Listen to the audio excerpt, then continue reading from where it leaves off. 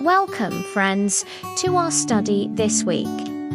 We're diving deep into a topic that resonates with the very core of our faith: heirs of promises, prisoners of hope.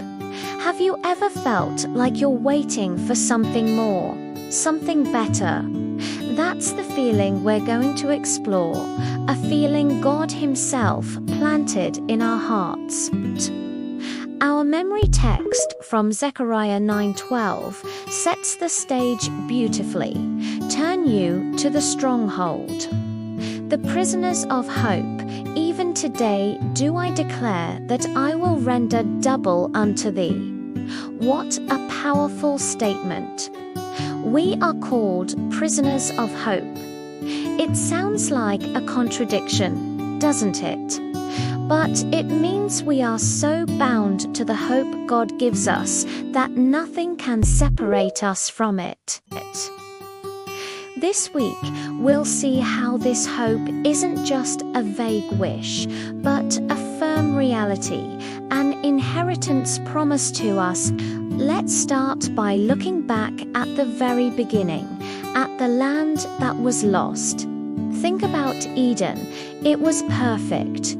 God placed Adam and Eve there, a place of beauty and direct communion with Him. But when sin entered, that perfect home was lost.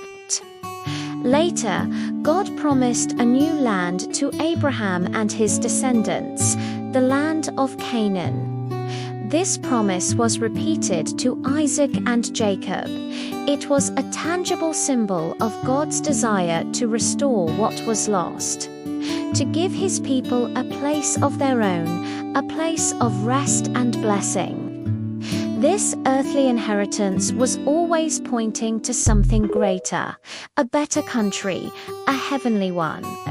Now, it's crucial to understand how this land was given. It wasn't earned or deserved. The Bible is clear. The land was a gift from God. In Exodus, God says He is coming down to deliver His people and bring them to a good and large land, a land flowing with milk and honey.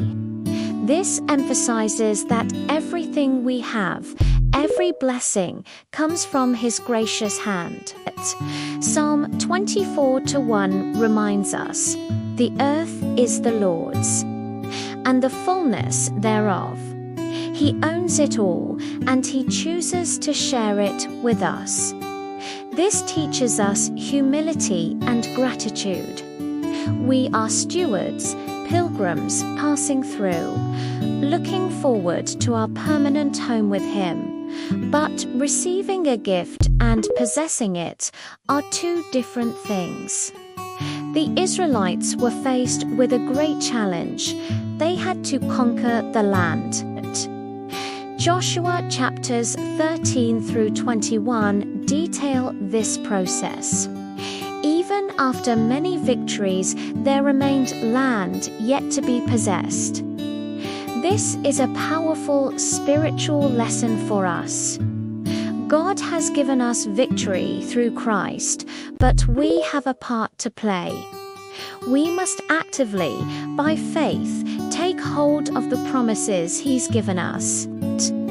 As Philippians 2:12 says, we are to work out our own salvation with reverence and awe, knowing that it is God who works in us.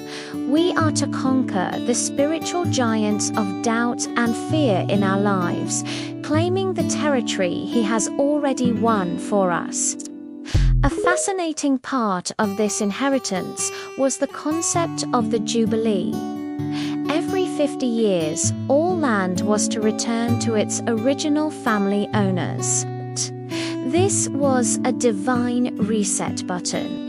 It prevented permanent poverty and ensured that the gift of the land remained distributed among all the people.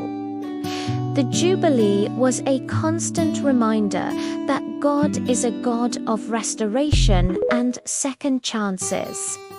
It pointed forward to the ultimate Jubilee, when all that has been lost through sin will be fully and finally restored by Jesus Christ.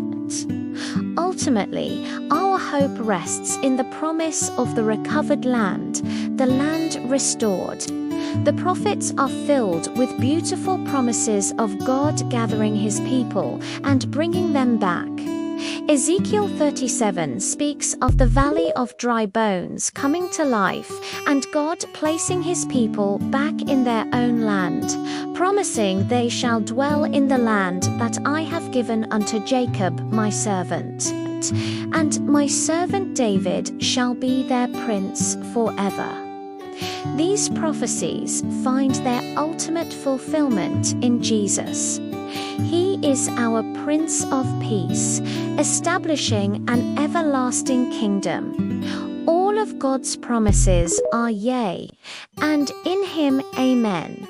He is our guarantee of a restored relationship with God and an eternal inheritance in the new earth. So let's live as heirs of these incredible promises. Let's be joyful prisoners of hope, anchored in the certainty that our God will fulfill every word he has spoken. Let's embrace our identity in him and prepare for the glorious future he has in store. Thank you for joining this study. I encourage you to meditate on these truths this week. If you found this encouraging, please like, share, and subscribe for more content. God bless.